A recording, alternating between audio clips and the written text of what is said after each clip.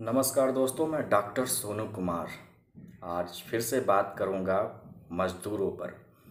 देखिए, जो हमारे देश के मज़दूर हैं, क्या उनकी कीमत तभी रह जाती है जब वो मर जाते हैं? उसके पहले उनकी कीमत नहीं रह जाती है। आप देखेंगे कि कोई राज्य उनके मरने के बाद 2 लाख दे रहा है, तो कोई 5 लाख दे रहा है, तो कोई 10 लाख दे रहा है। लग रहा है उनके जान की कीमत लगाई जा रही है। लेकिन जब जिंदा रहते हैं तो इन्हीं पे चाहती यही सरकारें तो केवल 10,000 रुपये खर्च करके उनको आसानी से घर पहुंचा सकती थीं। लेकिन सरकार के अंदर तो मनसा है ही नहीं। करीब 1.5 महीने से आप लगातार देख रहे हैं मजदूरों का माइग्रेशन पर माइग्रेशन हो रहा है। लेकिन जब तक मीडिया में नहीं आ जाता, सरकारों को लग रहा है पता ही नहीं चल रहा है। यहाँ तक कि बहुत सारे मजदूर ऐसे भी हैं जिनकी डेथ हो जाती है और मीडिया में नहीं आता, तो किसी के कान पे जू तक नहीं रेंगती है।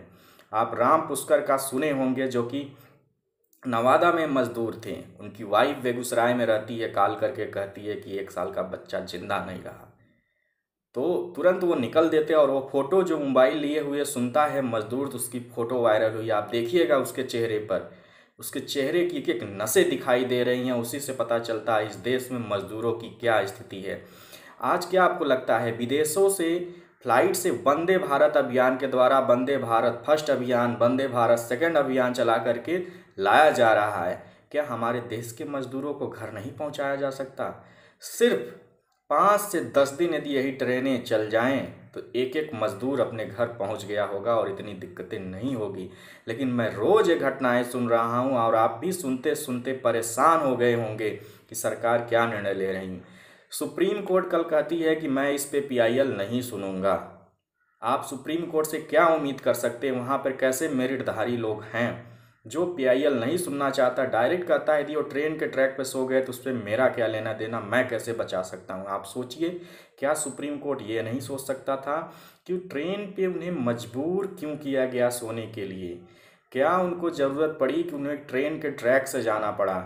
ऐसी कौन सी ज़रूरत पड़ी कि इन मज़दूरों को पैदल जाना पड़ा?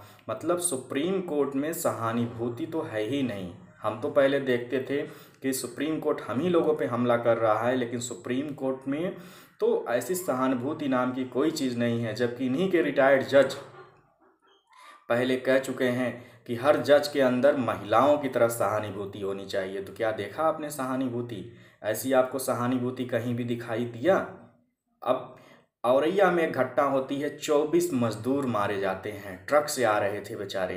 बताइए, 24 मजदूर, उनकी लाशें सामने पड़ी हुई है और आप किस तरह की बात करते हैं? उनकी कीमत लगाता है एमपी सरकार, यदि होता है 5 लाख रुपये, यूपी सरकार होता है तो 2 लाख रुपये, कोई अन्य सरकार होगा तो कितना लगाएगा? 10 लाख रुपये। लेकिन ये कीमत मरने के बाद ही क्यों लगाई जाती है? उसके पहले भी आप 10,000 रुपया सिंपली खर्च करके उनको घर बड़े आराम से पहुंचा सकते थे। लेकिन कोई भी ऐसा करना नहीं चाहता। देश में सिर्फ समस्याएं गिनाई जाती हैं और समस्याएं कि जब विकराल रूप ले लेती हैं तो मीडिया में आती हैं तो लोगों को दिखता है। तो क्या ऐसी जो समस्याएं आ रही उससे पहले हम हल नहीं निकाल सकते? और आपको पता है इतनी ट्रेनें हैं भारत में, 5 से 10 दिनों में इन मजदूरों को घर पहुंचाया जा सकता है। लेकिन एक मंशा होनी चाहिए, क्लियर होना चाहिए। तो इन अप्रवासी मजदूरों के आड़ में बहुत सारी नाकामयाबियाँ अपनी ये सरकार छुपा रही हैं। और एक ही नहीं, सभी सरकारें इसमें शामिल हैं। हमारे देश में कोरोना के केस 86,000 से ज़्यादा हो चुके हैं। हम चाइना को पीछे छोड़ चुके हैं, 11वें स्थान पे आ चुके हैं। आप सोच सकते हैं इन्होंने क्या कंट्रोल किया। रोज़ एक स्वास्थ्य सचिव आते हैं, बोलते हैं हमने डबलिंग रेट कम कर दिया, अब केस 15 दिन में दुगना होगा, 13 दिन में दुगना होगा। उनको छोड़िए, यहाँ तक कि हमारे स्वास्थ्य मंत्री आते हैं परसों के कॉन्फ्रेंस में, प्रेस कॉन्फ्रेंस करके कहते हैं कि डबलिंग रेट 13.5 हो गया है। अब मैं बताता हूँ डबलिंग रेट होता क्या है। आप सोचिए, आपके पास 2 रुपया है, आप 2 दिन में 4 रुपया कमा ले रहे हैं, 3 दिन में 8 रुपया, तीसरे दिन हो जा रहा है। मतलब हर दिन आपका डबलिंग रेट है स्टार्टिंग में। लेकिन आप सोचिए आपके पास 10 लाख रुपया है और अगले दिन ही 10 लाख रुपया हो, 10 दिनों में 20 लाख रुपया हो रहा है, मतलब डबल हो रहा है। तो आप इससे खुश होंगे कि 2 रुपये से खुश होंगे? तो सरकार सिर्फ इस बात का पीठ दबदबा रही कि आज हमारे पास 86,000 केस हैं, ये 13.5 दिन बाद डबल होगा। बताइए, 13.5 दिन बाद डबल होगा। इसको ये नहीं समझ में आ रहा है जो पहले केसेस पर डे थे 497 केस, वो पर डे उसके 7 गुना केस प्रतिदिन, लगभग 7 से 10 गुना केस प्रतिदिन लगभग हो रहे हैं। फिर भी कहते हैं बड़े खुशी की बात है, हमने डबलिंग रेट कम कर दिया। दूसरी बात आते हैं, आज ही के दिन के लिए एक नीति आयोग ने डाटा निकाला था, वो डाटा आप भी देख लीजिएगा। नीति आयोग ने डाटा निकाल करके कहा था, और यही नहीं, डाटा के साथ साथ रेंज भी निकाला था कि 16 मई को पूरे भारत में एक भी केस कोरोना वायरस का नहीं होगा। आप बताइए क्यों कोरोना वायरस के केस आज 3800 से ज़्यादा हो रहे हैं? क्या आपको इस पर सरकार से सवाल नहीं पूछना चाहिए कि नीति आयोग में ऐसे कौन से लोग बैठे हैं जो इस तरीके का डाटा देते हैं कि 16 मई को पूरे भारत में 0 केस होगा? इसको द हिंदू भी लिखता है, आज तक भी लिखता है, इवन बहुत सारे मीडिया चैनल में ये दिखाया जाता है और बाकायदे रेंज निकाल करके दर्शाया गया था।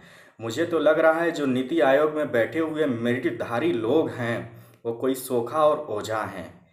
बिना गंभीरता समझे, कोरोना वायरस की बिना गंभीरता समझे कोई भी डाटा ये लोग बाहर निकाल दे रहे हैं। इन्हें ये समझ नहीं आ रहा है कितनी बड़ी लड़ाई है, हम इसे कैसे टैकल करें। और आप यकीन मानिए कि बहुत मोर्चों पे हम असफल हो चुके हैं और ये असफलता का श्रेय सिर्फ हो सकता है मजदूरों पर फोड़ दिया जाए। इसके पहले आपने देखा ही था, धार्मिक रंग देने का प्रयास किया गया था कोरोना को। तो ये सरकार की बहुत सारी चालें चल रही हैं और डेली आप शाम को देखते हैं कि अपनी फाइनेंस मिनिस्टर आती हैं और समझाती हैं, पता नहीं कौन सा डाटा समझा कर चली जाती हैं कि लोगों को समझ नहीं आता। हर शाम को प्रेस कॉन्फ्रेंस आकर के करेंगी ही करेंगी। अरे जो भी मैटर है, इन्होंने एक दिन कहा कि 3 लाख का ऋण बिना हम किसी गारंटी के देंगे। आप एक नाम लिख करके दे दीजिएगा अपने गांव के जिनको बिना गारंटी का 3 लाख का ऋण मिला हो। मैं भी उसी ग्रामीण परिवेश में रहता हूँ। ये बताती हैं कि 71,738 टन दालें बांट दी गई हैं, लेकिन मेरे जानने में जितनी भी ग्राम सभा हैं, मेरे जितने भी अपने लोग हैं, किसी को दाल कोटे से अभी तक नहीं मिला। लगभग 10 हो सकता है आपके ग्राम सभा पे मिला हो, लेकिन मेरे यहाँ यूपी में, मैं मंत्री के शहर से आता हूँ गोरखपुर, वहाँ पे जाइए और पूछिए कितने लोगों की दाल मिली है, आप बताइए। तो सभी योजनाएं कागज़ों पे चल रही हैं। इनसे रोकने के लिए क्या क्या उपाय कर रहे हैं? केवल डेली आते हैं, समस्याएं गिनाते हैं और सरकार अपनी पीठ थपथपाती है, उसके अलावा कुछ भी नहीं रखा है। मेरा मानना है कि सभी दलों को एक साथ लेकर के एक सर्वदलीय सरकार बनाई जाए जिसमें सबकी रणनीतियां शामिल हो और डॉक्टरों के मुद्दे पर एक डॉक्टर हमेशा बात करे कि उनकी क्या समस्याएं हो रही हैं। दिल्ली में बसंत पूज की कल की घटना है, एक महिला डॉक्टर जो आइसोलेशन के लिए गई थी, बाहर से कुंडी लगा देता है, उसका पड़ोसी बंद कर देता है। बताइए कितना अमानवीय व्यवहार डॉक्टरों के साथ किया जा रहा है। इसका कोई हल है आपके पास? आप ऐसे समाज में आप लोग एक्सेप्ट करते हैं ऐसे लोगों को जो बदतमीजी से ज़्यादा, मतलब क्या कह सकते हैं, जो व्यक्ति कोरोना के लिए लड़ाई लड़ रहा है, आपके खातिर लड़ रहा है, फ्रंट लाइन वॉरियर है, उसके खिलाफ ऐसा बेहुदा मजाक किया जाता है। और एमपी में एक घटना भी हुई है आज ही के दिन। एमपी में भी अप्रवासी मजदूर आ रहे थे, उसमें भी 5 लोगों की डेथ हो गई थी और तड़पती हुई लाशें वहाँ पे आप देख सकते हैं। बच्चे तड़प रहे हैं, औरतें तड़प रही हैं। क्या इनके खिलाफ कोई कार्य नहीं होना चाहिए? क्यों ये लोग मजबूर हो रहे हैं पैदल चलने को, ट्रक से आने को, जबकि आपके पास बसों की संख्या हजारों में है, आपके पास पूरी ट्रेन है। ऐसी सिस्टम है कि लगभग 1/3 भारत प्रतिदिन ट्रेनों में गुजारता था, कोई दिक्कत नहीं होती थी। तो आज ऐसा क्यों नहीं किया जा सकता? कम से कम इन्हें सही सलामत तो घर पहुंचाया जा सकता है। और क्वारंटाइन सेंटर के नाम पर गांव में भद्दा मजाक चल रहा है। मेरे गांव के लोगों को सीधे सीधे मना कर दिया जा रहा है कि आप जाइए, घर रहिए, यहाँ पे जगह नहीं है।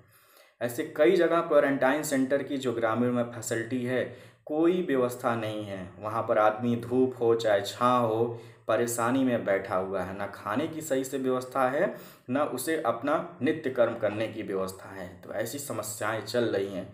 कितने क्वारंटाइन सेंटर पर आप लोगों को सूचना सरकार दे रही है कि हमने बनाए हैं, वहाँ जाइए, अपने आसपास देखिए, और तमाम वीडियो भी आ रहे हैं कि वहाँ पर क्या है। किसी का जांच तक नहीं हो रहा। प्रोफाइलैक्सिस के नाम पर, मैं ट्रीटमेंट की बात नहीं कर रहा हूँ, प्रोफाइलैक्सिस के नाम पर एक हाइड्रॉक्सीक्लोरोक्विन तक नहीं दिया जा रहा है। चलिए, बहुत सारी बातें हैं, बहुत सारी शिकायतें हैं, लेकिन हमें भी कल से ड्यूटी ज्वाइन करना है 15 दिनों के लिए। हो सकता है आपसे बात ना हो पाए, लेकिन बहुत बहुत धन्यवाद मित्रों। अपना ख्याल रखिए और घर पे रहिए।